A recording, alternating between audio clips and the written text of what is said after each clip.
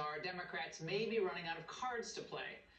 The best they can hope for is that maybe they can juice the female turnout enough to overcome their deficit with other demographic groups like male voters, Hispanics, black men, and young people. And to that I say, Kamala's bad for women. That's the focus of tonight's angle.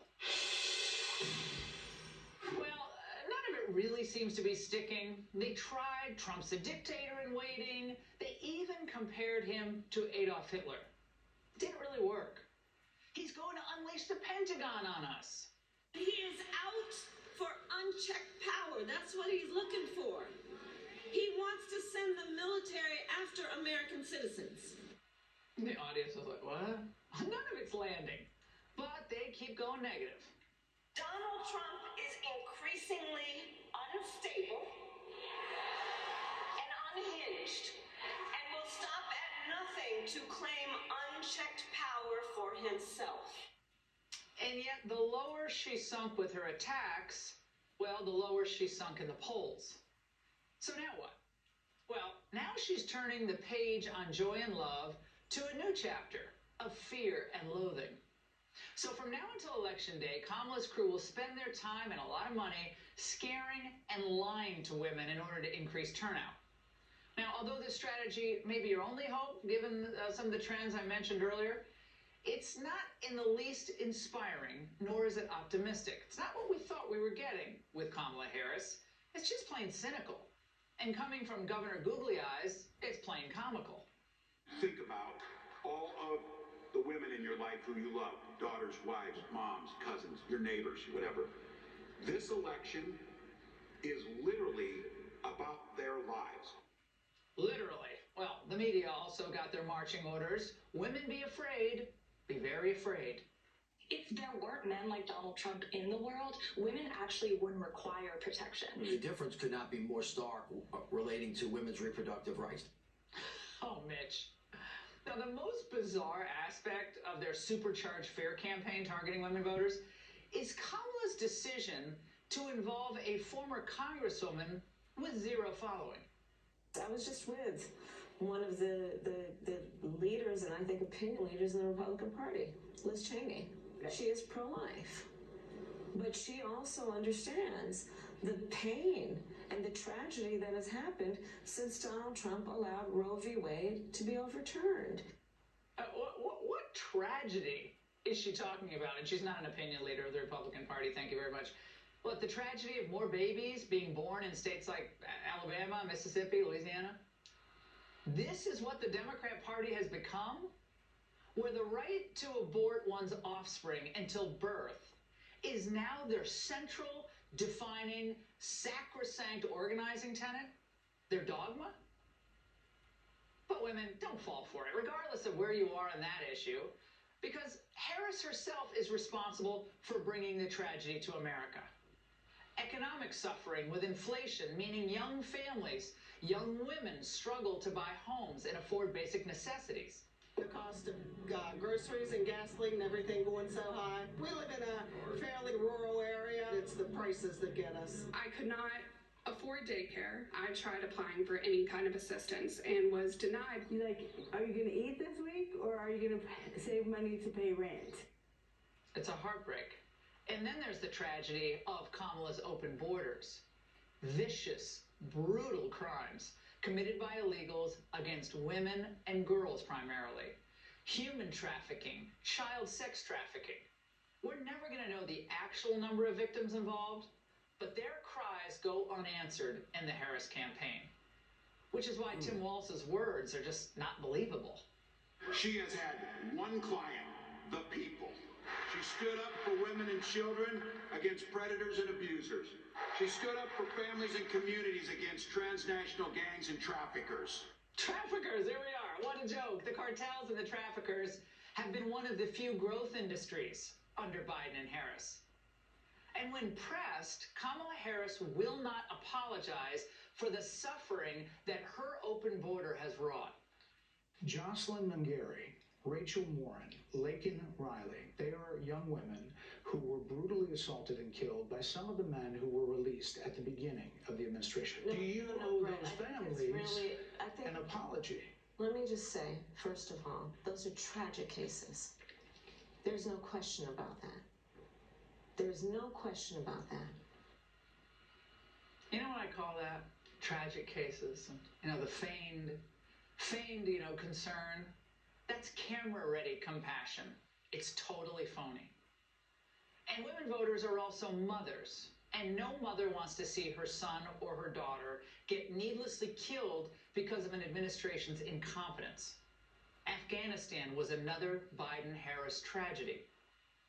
And with Liz Cheney set to be Secretary of Defense in a Harris administration, moms should prepare for more of their sons and daughters to go off to war, because that will be on the agenda, and maybe even a draft if things get really bad.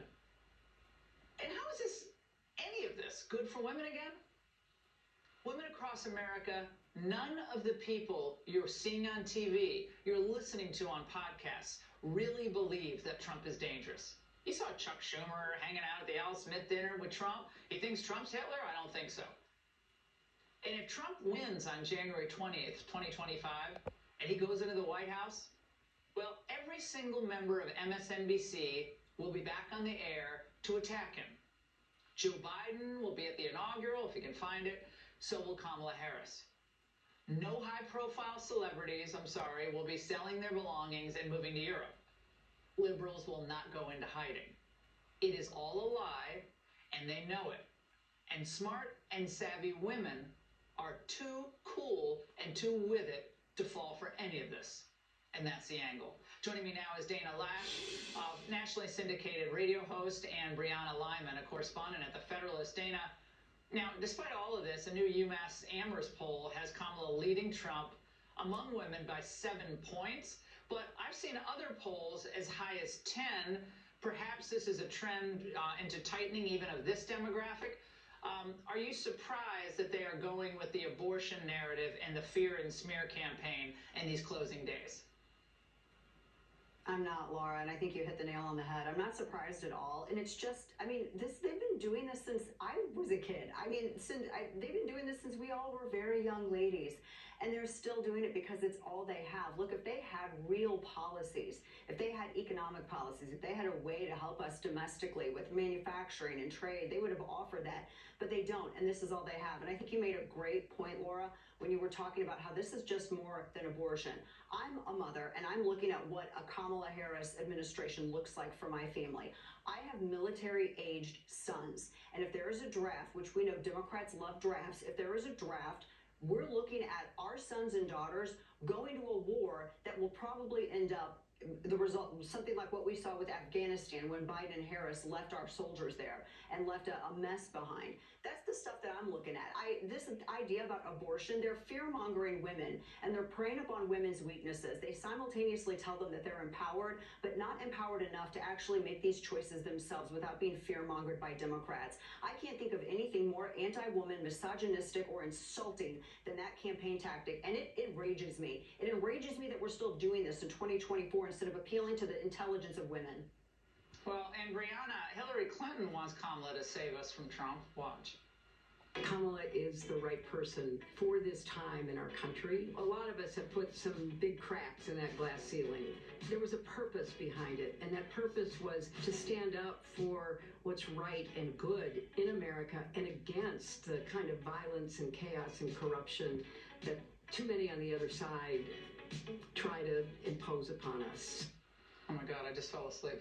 Brianna, the 2016 loser is going to give advice to Kamala Harris. This is more good news for Trump. I love this.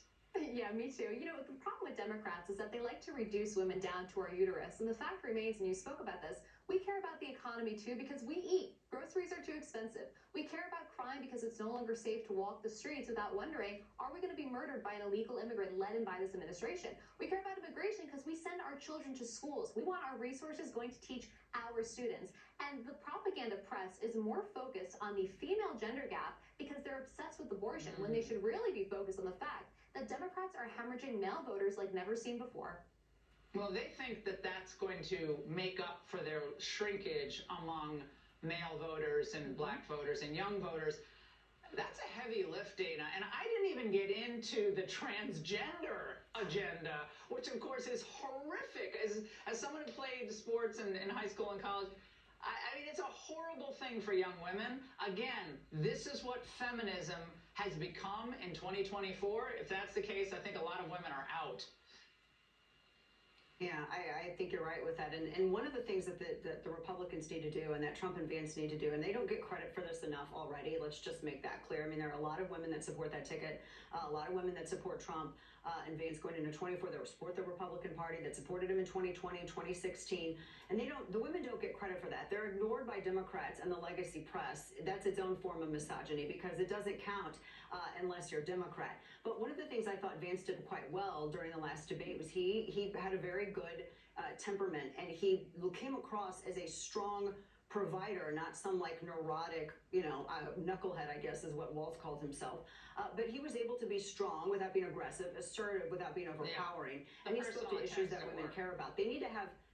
They should bring out the women more on the campaign trail. They need Patty Morin. They need Alexis Nungary. They need Gianna Jensen. They need these women who can tell these stories because, quite frankly, and it's sexist, Laura, but the men can't do it. Brianna, we mentioned this last night, but I'm so fascinated by this topic of the supporters of Kamala Harris on the dating apps who will swipe past people or penalize men if they're voting for Trump. Have you heard about this? Because this is what it's come to on the left as well. Yeah, the tolerant set. Yeah, that's an entirely true phenomenon because what the left has done for years is that they have said that masculinity is toxic. They have waged a war on men, unfortunately, and that's why we're seeing droves of men go to Donald Trump. And one of the things I think is important to mention is that the Democratic Party's policies emasculate men. They create policies that hinder a man's ability to provide for his family. And when you feel that way, that you can't provide, you go to a party that promises economic prosperity. And that's the Republican Party at this point. And I think they're banking on women kind of liking the pajama boy types that, only work from home, and they're worried about their, manscaping and all the rest. Dana and Brianna, two very wise women. Thank you both.